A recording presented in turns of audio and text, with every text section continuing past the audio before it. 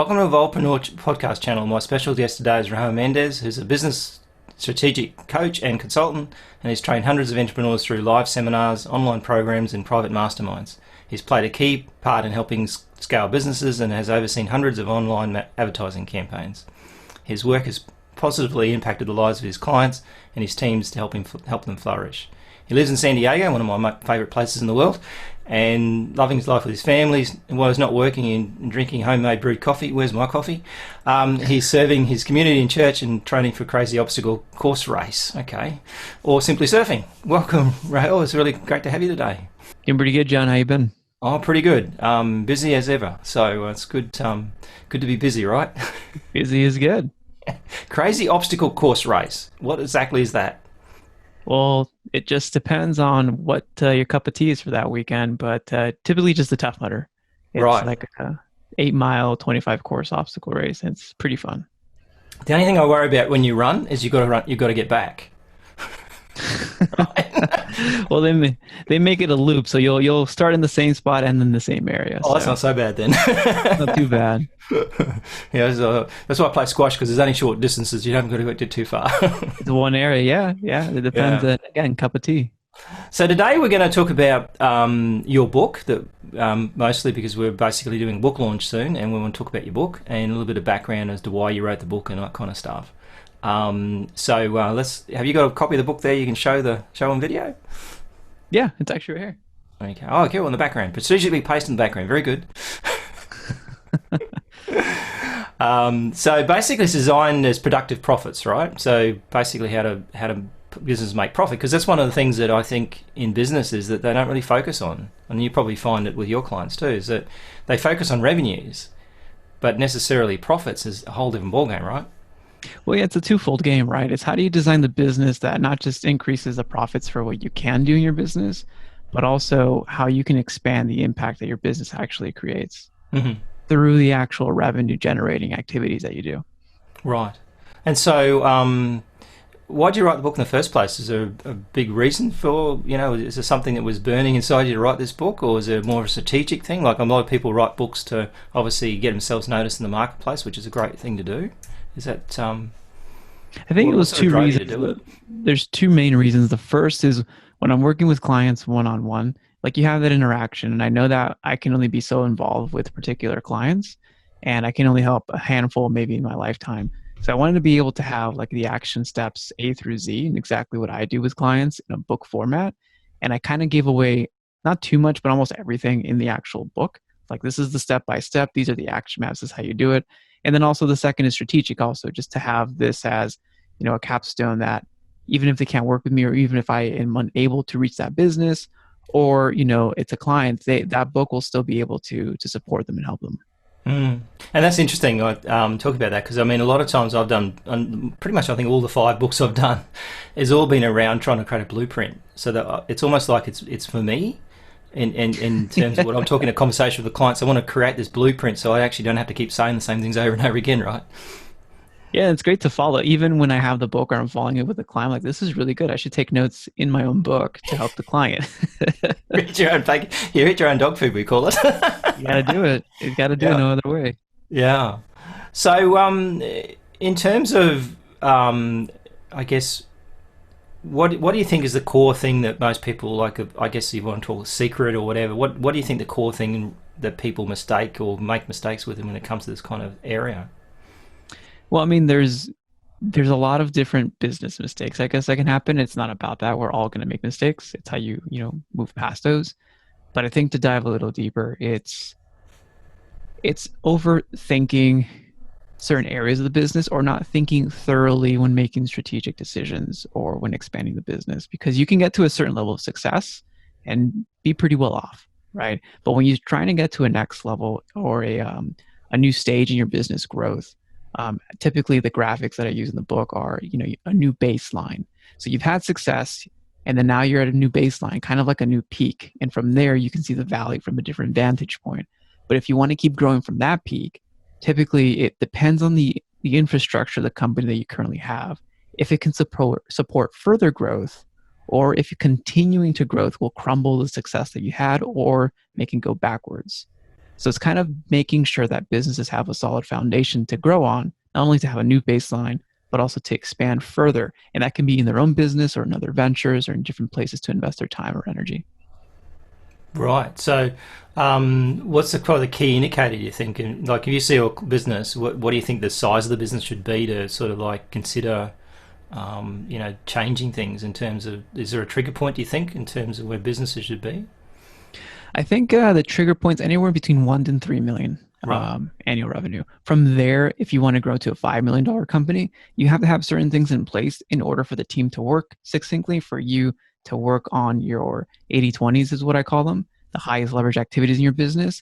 If you want to hit to 8 figures plus and even sell the business or have strategic mergers or acquisitions or whatever your strategy or goal is, you have to have a certain set of ingredients or things in place for the business to actually work and not have it just run by your own efforts. So, and it was interesting, I was looking in a book about talking about systems, right? Building systems around your business. Mm-hmm. And this is probably one of my key things I like to do, is like build that system out, because I think if you can have a situation where you've got someone that's got a procedural to do in their business, then you can actually make sure that they do it properly and it's done well. Mm-hmm. What do you think? In your opinion, what do you think the first area of the business should be systemized or create systems around? That's a great question. I think the main area is going to be, if you're a service-based business, how you directly, service your actual customers. Typically, there's a lot of redundancies or things that can be streamlined there. If you're an e-commerce business, I think the same areas, like how do you deliver the product or a better customer experience to your customers better, as well as the internal customer support. So client-facing first, and then from there we can look into the sales side of the business, and then from there start optimizing other areas that need tweaking or enhancements. Right. Okay. So I was looking at your book and talking about something called an evergreen flow. What's exactly that? So an evergreen flow in the book. So that's what I call pretty much a one-page SOP. So in that one-page SOP, we can have a visual diagram for. What's an SOP for the people who are dumb out there? Standard operating procedure. Cool. It's a good question. It's a good question. Yeah. So typically, what happens is that when we have global teams and we're working remote, I work with remote teams, helping them grow, to double or triple in size. With those teams, though, there's a lot of communication, a lot of drop-off in communication. So how can you make sure that one communication piece that you send out makes sense, the other party receives it, and the other party takes action on it the way that you intended? So I broke down a key communication piece being an evergreen flow, which is like a visual overview of any aspect or action that you take in your company, strategically breaking that down in a series of phases and showing where that particular individual plays a role in the overarching, actions for that company. Okay. So with an SOP, and I've seen lots of different SOP, attempts, I guess, in some situations, but should they be huge, long documents? Should they be something that's really, really detailed? Is it something that, I think most people don't write them because they think it's going to be hard and they're not going to do it. And so and one of the things that I noticed, and what I've tried, and I don't think I've ever successfully done this, is that I've always taken a new staff member and got them to document their business, what they do. And they never do it. Because you usually have to give them the tools on how to do it. And that's why I wanted to make it super easy with a one-page SOP. I've had those 79-page documents where this is how you do everything in the company. And then the document takes forever to load because it's 79 pages. Yep. When you're searching for something, you don't know where it is.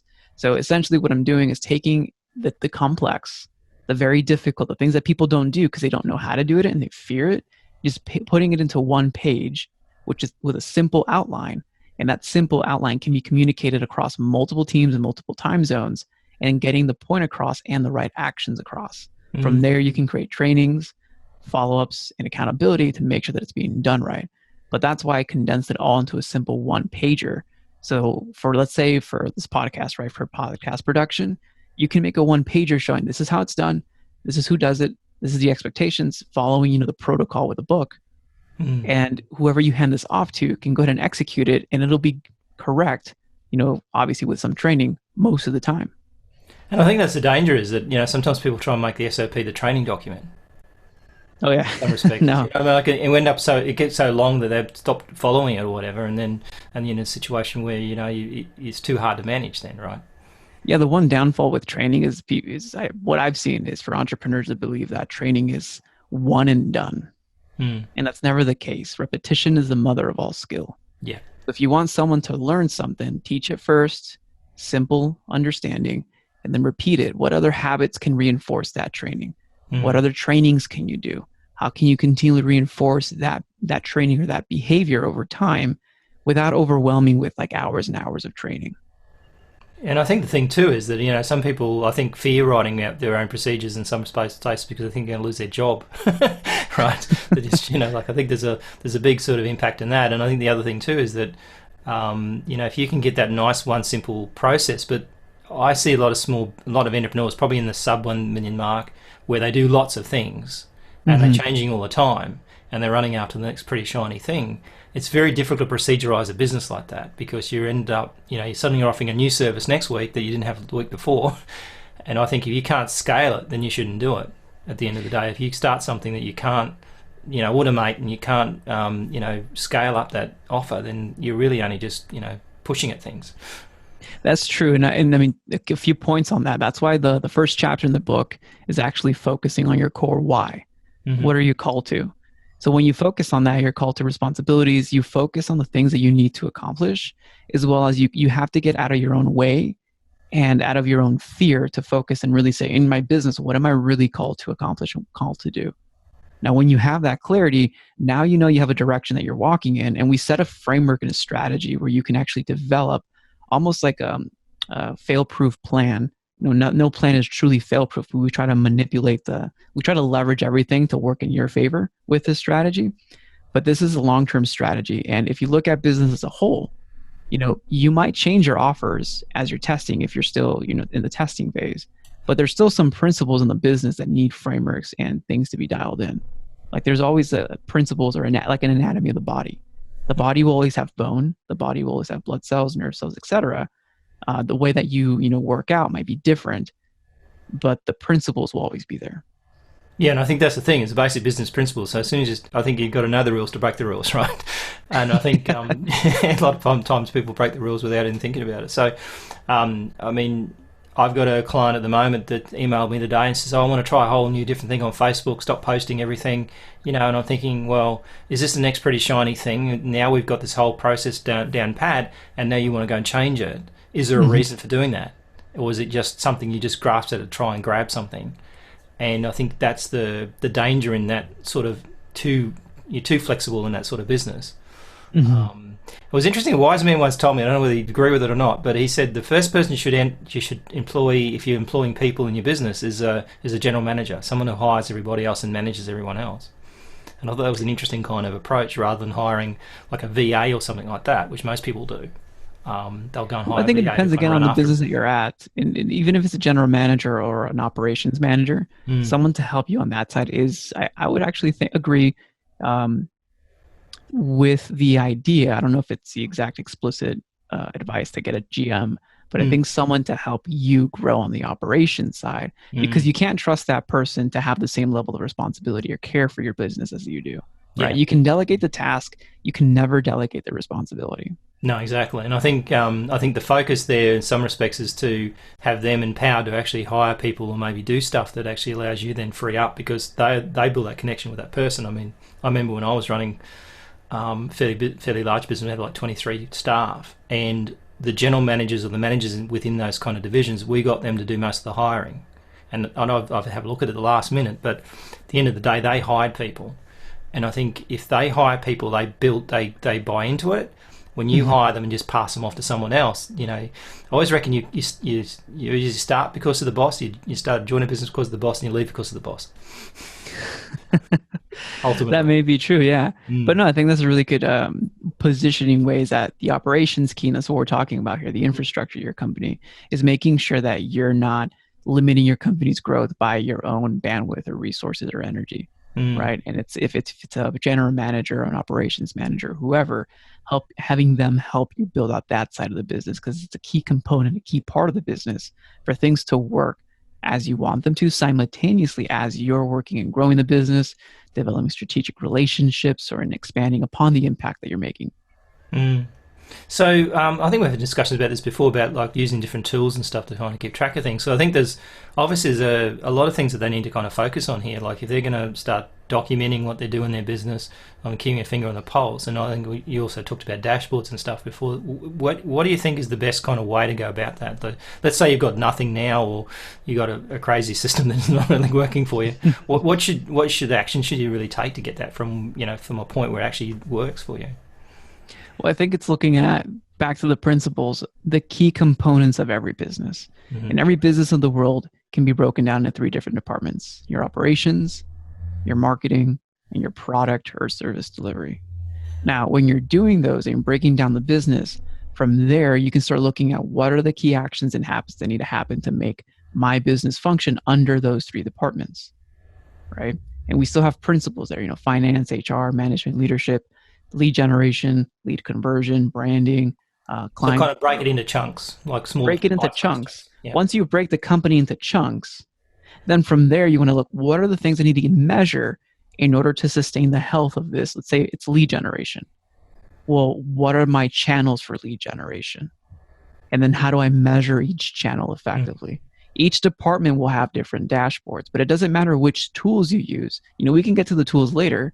It's knowing what to measure. And I think that's the danger, is that some people go too complex, right? They end up with something they can't handle, when the reality is that they should start off with the basics. I mean, I think most people wouldn't even know what necessarily how much a customer costs you, right? That's probably the most important thing to know, how much it costs to get a customer, and you got to track a lot of things to find that out, right? You have to track from the financials, P&L statements, from your marketing expense, the time you invest in networking or relationship building events, etc. So once you have at least a quantitative amount of how much it costs you, then you want to start looking at 2 further metrics that'll help you and empower you developing a strategy for the short term and the long term. Your average order value per customer and how you can increase that at the point of transaction, or your customer lifetime value.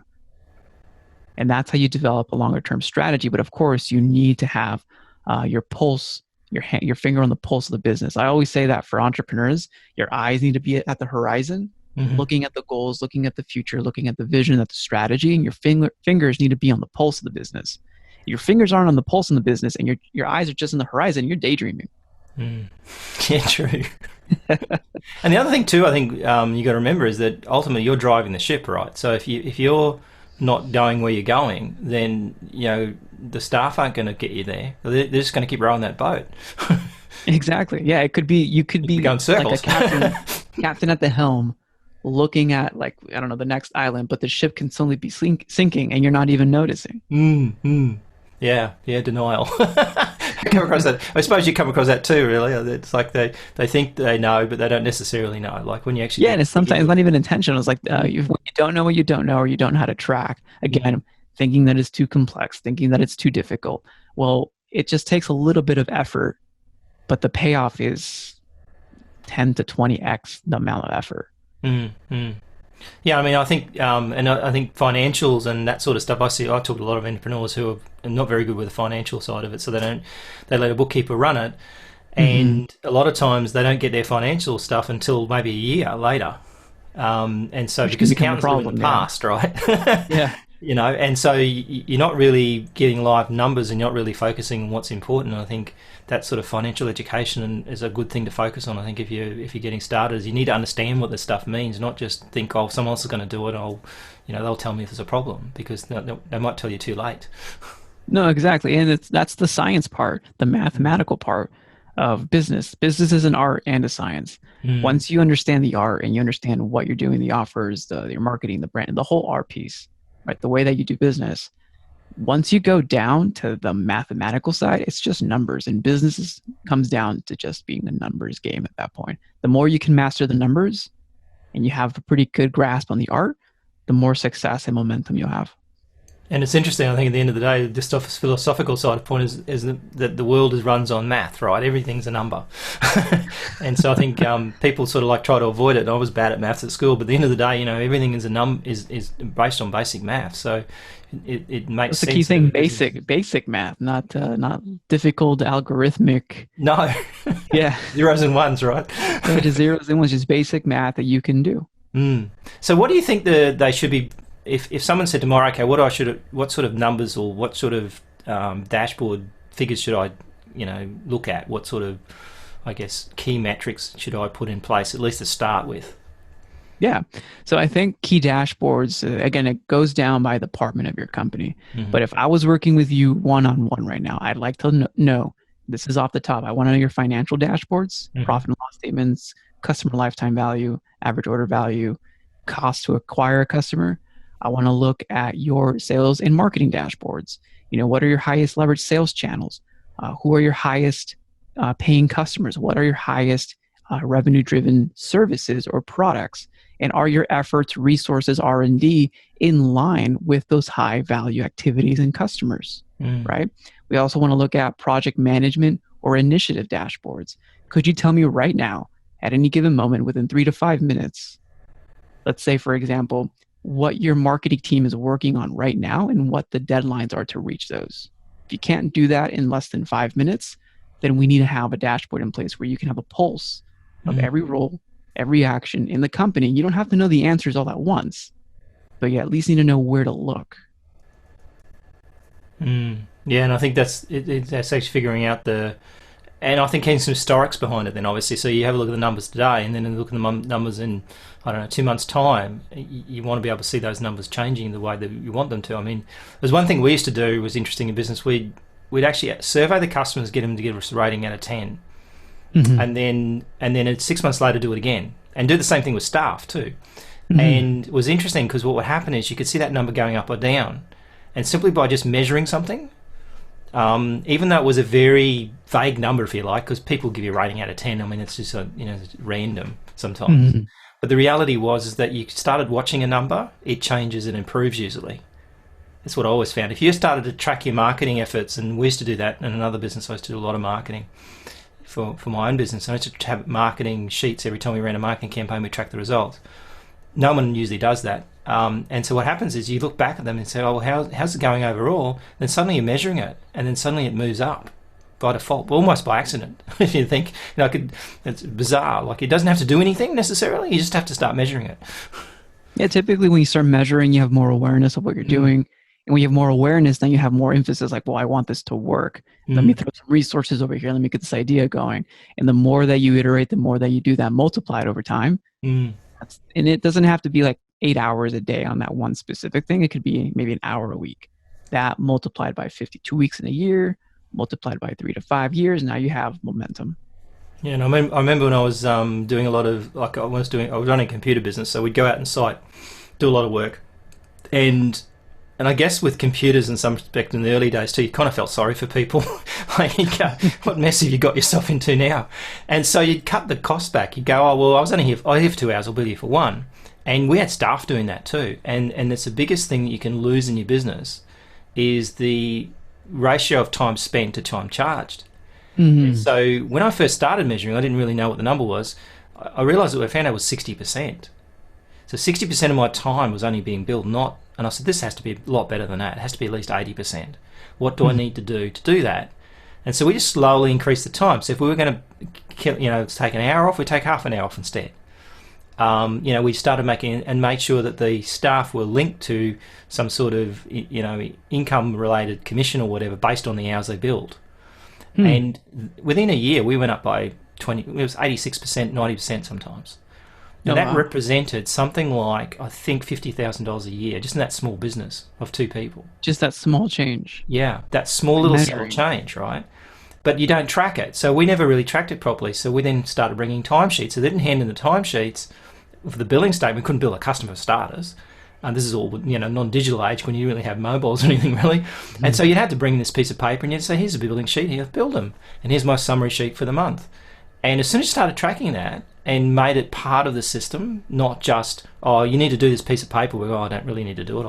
Well, you won't get paid if you don't do it. Suddenly they do it, right? Yeah. And I think that was just a massive change. And I fell off the wagon again, right? And probably about 2 years ago, I fell off the wagon again and stopped tracking time properly. Realised that a client had cost us $80,000. Wow. Because we actually did all this free work. Because we really weren't tracking it properly. And so when I linked the hours that the the staff bill against this client and the time that I spent on it, and then re-gigged it a bit and had a conversation with her. Said, by the way, you're now, you technically owe us $80,000, but we're not going to charge you. We're going to wipe it off because it's our fault, right? We can't really turn around and suddenly say to you, oh, you owe us money. And so we said, no, but starting tomorrow though, things are changing. And in that next year, we probably got 80 grand more. Wow. Because we actually just changed that one thing, and that was tracking the time. So I think it's really easy to fall off the wagon and also not value your own time too, right? Particularly in a services business where you're perhaps doing some of the work anyway and you don't track your own time. I think time. Yeah, and you're going back to the simple principles. Like this is, we're not tracking quantum related. We're just tracking time. It's pretty simple stuff, right? Pretty simple Everybody stuff, can read a clock. How subtle can be to be overlooked. Yeah. And I think that's the biggest thing. If you're in a product-based business, there's a different thing about that and different way of looking at it. But when you're in a service-based business where you're charging for time, I find that most people don't track time properly. And I think if you're not doing that in your own business today, you should go do it. That's true. How would you recommend tracking time properly, though? So it depends on what happens here. So if you're on your own, obviously you need to treat yourself like an employee, and you have to make sure that you're going to track your time. And we've got a ticketing system we actually log the time against. So some way of doing it in some digital form. I think doing it manually is great, but if you don't want to be carrying pieces of paper around anymore, right? So there's plenty of apps and stuff on the market where you can track your time. Make sure the client sees that. Make sure it's transparent, right? So make sure that you're billing the time.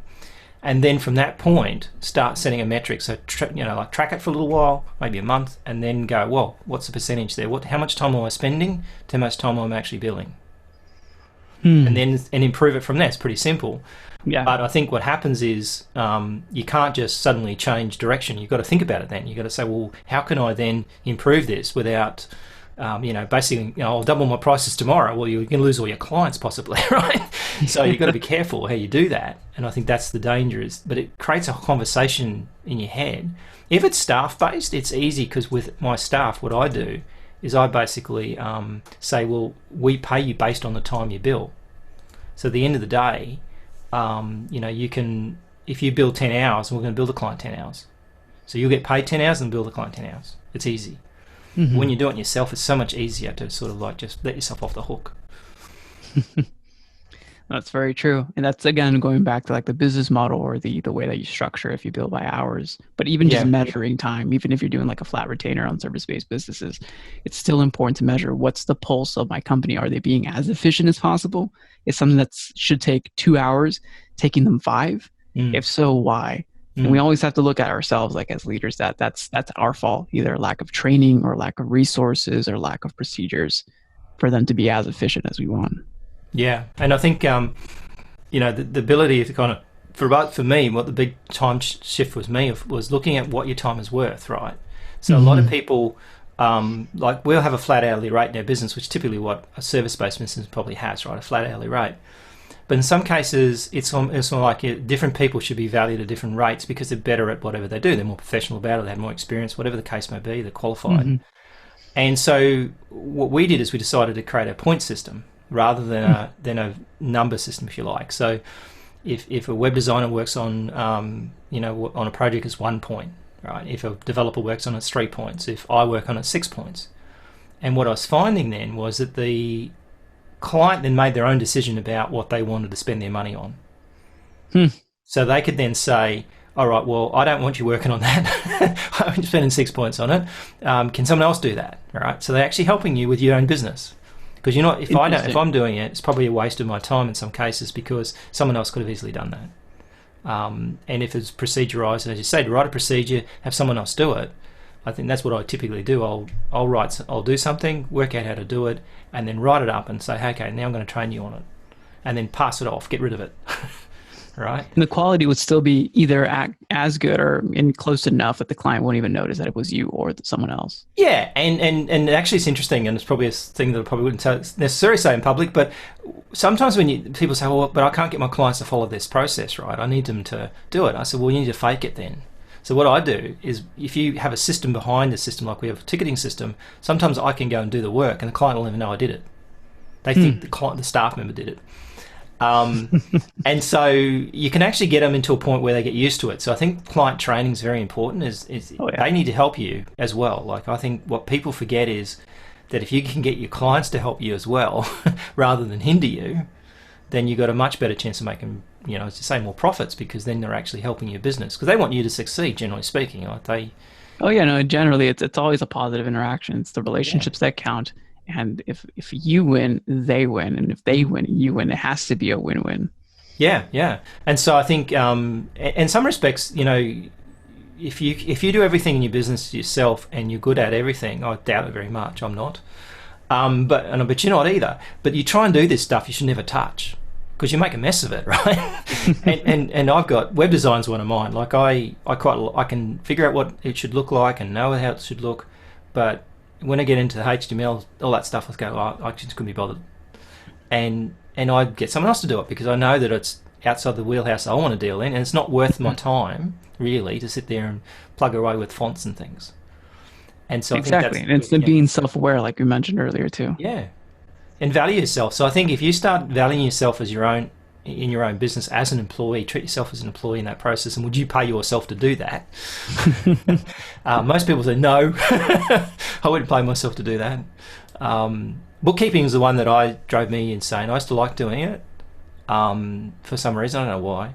Probably because I had more staff doing stuff. But I used to like do my own home accounts and stuff like that as well. But now I don't. I hate it. And the first thing I'll try and get away from, I'll get someone else to do it, and I'll train them up and get rid of the job. I used to like doing just have you help you there. Hey? And just have them help you there. Yeah, and that way it's sort of like, in some respects, I think too, it's like in the back of your head, right? You're thinking, I should do this, I should do that, and you don't do it. When the reality, all you really need to do is get someone engaged to go and do it for you, and then, let them handle it. Exactly, and the trust and the training, it's all the process, but still. It's so, what would you say, like, in some, like some actions that people should, or CEOs of business people should do right now to get best impact? So, I think we talked about a few things on getting impact. So, what do you think they should go do right now, if you like? What's the key things they should go and play with? Well, I think the key things that you can actually implement. Let's say if you're listening this right now, let's give you 3 action items, and they're all small. And you can definitely take action on them, so it's not going to be 3 enormous things. Okay, the little things help. Little things make big things, right? Yeah, I think 3 things that you can really focus on. So we talk about in Chapter 6 is the CEO 80/20s. So I'd like for you as the listener, if you're a manager or you run your own business, I'd like for you to write down what you did yesterday and list out every action item.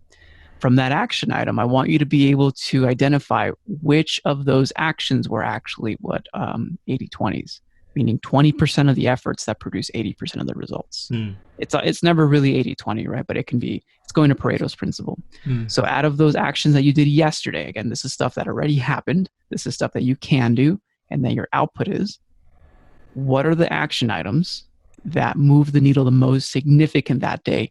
Typically, if you did, let's say, 15 things in a day, only 2 or 3 are going to be 80/20, like real needle movers in the areas of your business.